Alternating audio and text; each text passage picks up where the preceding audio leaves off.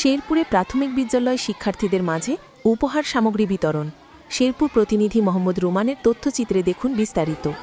শেরপুর সদর উপজেলার বাজেতখেলা ইউনিয়নের ১৮ নং বালিয়া সরকারি প্রাথমিক বিদ্যালয়ের শিক্ষার্থীদের হাতে টিফিন বক্স ও মামপট তুলে দেওয়া হয়েছে। উপহার পেয়ে শিক্ষার্থীদের মুখে ফুটে ওঠে হাসি, চোখে আনন্দের ঝিলিক।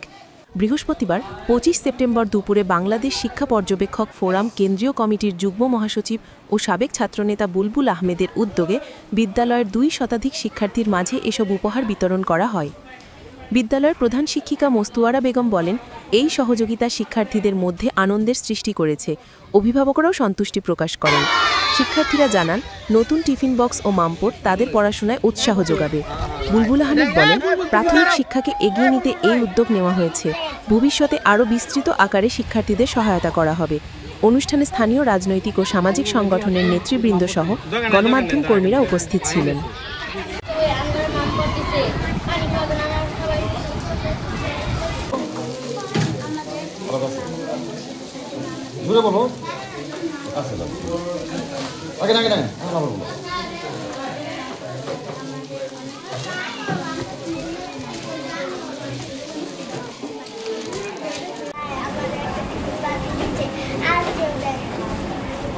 সহকারী শিক্ষক বালিয়া সরকারি প্রাথমিক বিদ্যালয়। আজকে আমাদের মাঝে জনাব বুলবুল সাহেব উনি শিক্ষার্থীর মাঝে মামপট এবং টিফিন বক্স বিতরণ করেছেন। এতে শিক্ষার্থীরা অনেক আনন্দিত এবং তারা উৎসাহের সাথে সবাই আজকে স্কুলে উপস্থিত হয়েছে।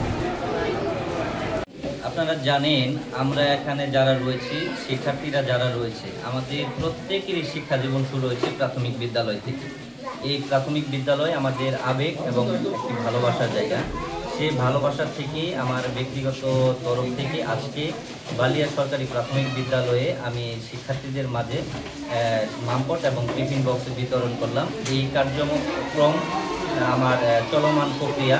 ভবিষ্যতে আরও বিস্তৃত পরিসরে আমি এই ইউনিয়নে যতগুলো শিক্ষা প্রতিষ্ঠান রয়েছে, আমি প্রায় ২,০০০-এর মতো শিক্ষার্থীদের তালিকা করেছি। আমি প্রত্যেকে দাঁড়ে দাঁড়িয়ে গিয়ে তাদেরকে আমি বিভিন্ন শিক্ষা সামগ্রী, শিক্ষা উপকরণ বিতরণ করি।